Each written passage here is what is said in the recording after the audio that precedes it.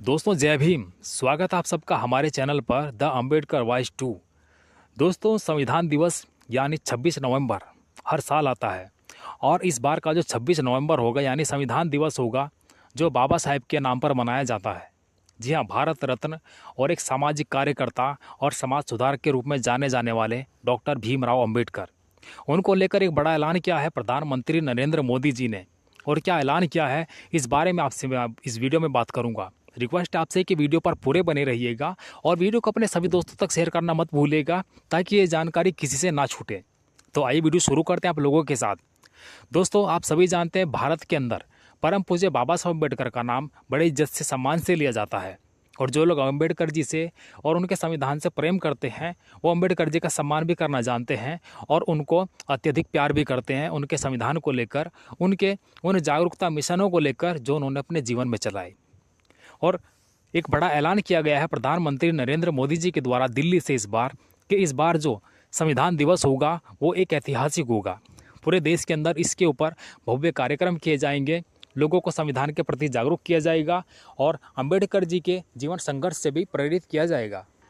उनके जीवन संघर्षों के बारे में आप सबको और पूरे देश के अंदर जितनी भी जनता रहती है, जो बच्चे रहते हैं, जो नौजवान पीढ़ी रहती है, उनको भी जागरूक किया जाएगा ताकि वो भी बाबा साहब अम्बेडकर के उन कार्यक्रमों के बारे में जाने जो उन्होंने अपने जीवन में किए या फिर जो कार्य यानी सामाजिक कार्य और समाज सुधार के रूप में जो कार्य उन्होंने किए उन सब के बारे में सबको अत्यधिक जानकारी मिले। दिल्ली के अंदर जो बाबा साहब अम्बेडकर के नाम पर संग्रहालय बना है उसको बड़ा करने का ऐलान प्रधानमंत्री नरेंद्र मोदी जी ने किया है। ये पूरे बहुजन समाज के लिए सबसे बड़ी बात है और बड़े फ़ख्र की बात है, गौरव की बात है कि अम्बेडकर जी के लिए उन्होंने इतनी अच्छी सोच रखी। और इससे पहले भी उन्होंने ये ऐलान किया था कि भारत के अंदर बड़े बड़े संग्रहालय बने जाएंगे जहाँ पर बाबा साहेब के जीवन से जुड़े हर पहलुओं के बारे में वहाँ पर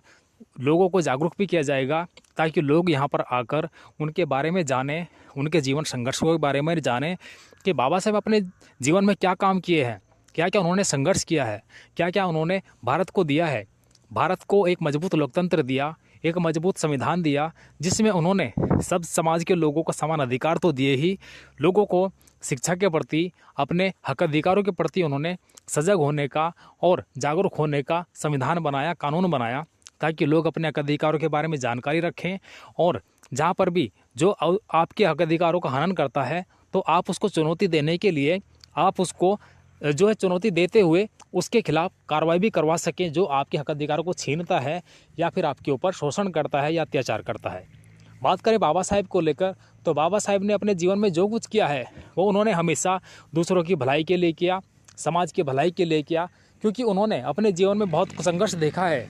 आप सभी जानते हैं बाबा साहेब का नाम बड़े बड़े समाज सुधारकों के बीच में लिया जाता है क्योंकि बाबा साहेब ने अपने जीवन में जो कुछ किया समाज की भलाई के लिए तो किया ही, उन्होंने अपने पीछे पलटकर कभी नहीं देखा। जहाँ समाज में उनके साथ में जातिवाद हुआ, भेदभाव हुआ तो बाबा साहेब ने सबको चुनौती दी और अपने उस सफ़र पर वो अग्रसर रहे जहाँ उनको जाना था और यही उन्होंने करके दिखाया। आज प्रधानमंत्री नरेंद्र मोदी जी ऐलान करते हुए इस चीज़ को खुद कहते हैं कि बाबा साहेब एक विचारधारा है, बाबा साहेब एक सोच का नाम है, बाबा साहेब एक इंसान का नाम नहीं, बाबा साहेब एक विचारधारा का नाम है ताकि एक ऐसा विचार अपने अंदर हम पैदा करें जिससे हम समाज को अपने ओर आकर्षित करें और समाज में हम कुछ अच्छी चीज़ों को फैलाएं जहाँ से लोग अपने बारे में भी कुछ सोचें, समाज के बारे में भी कुछ सोचें। आज बहन कुमारी मायावती जी हो, चंद्रशेखर हो, खुद प्रधानमंत्री नरेंद्र मोदी जी हो या भी किसी भी स्टेट का जो सीएम या फिर पीएम हो या फिर कोई भी हो, किसी भी स्टेट का सीएम हो, कलेक्टर हो, जो बाबा साहेब की विचारधारा से जुड़ा है वो अम्बेडकर जी के विचारों को जरूर फॉलो करता है क्योंकि उन्होंने बाबा साहेब अम्बेडकर के संघर्ष को और उनके जीवन को अच्छे से समझा है, जाना है कि किस तरह की यातनाओं से लड़कर बाबा साहेब कहाँ से कहाँ पहुँचे और आज वो एक ऐसे इंसान के रूप में देखे जाते हैं जिन्होंने अपने जीवन में सबसे ज़्यादा संघर्ष झेला है। तो बात करें बाबा साहेब को लेकर के, बाबा साहेब को पढ़ना ही नहीं काफ़ी है, बाबा साहेब के विचारों को अपने अंदर समाना भी ज़रूरी है क्यों उतना ही ज़रूरी हो जाता है जितना कि हम लोग अपने परिवार के प्रति जागरूक रहते हैं वैसे ही हमें समाज के प्रति और अपने अधिकारों के प्रति, अपने महापुरुषों के प्रति भी जागरूक होना बेहद ज़्यादा ज़रूरी है। क्योंकि जब तक हम अपने महापुरुषों की विचारधारा को नहीं समझेंगे, नहीं जानेंगे तो हम आगे जीवन में कोई अच्छा काम नहीं कर सकते। आप खुद इस चीज़ को देखकर सीख सकते हैं कि बाबा साहेब के बाद में मान्यवर कांचीराम साहब रहे हों या फिर उन बाबा साहेब के मान्यवर कांचीराम साहब के बाद में बहन कुमारी मायावती जी हों, चंद्रशेखर हो,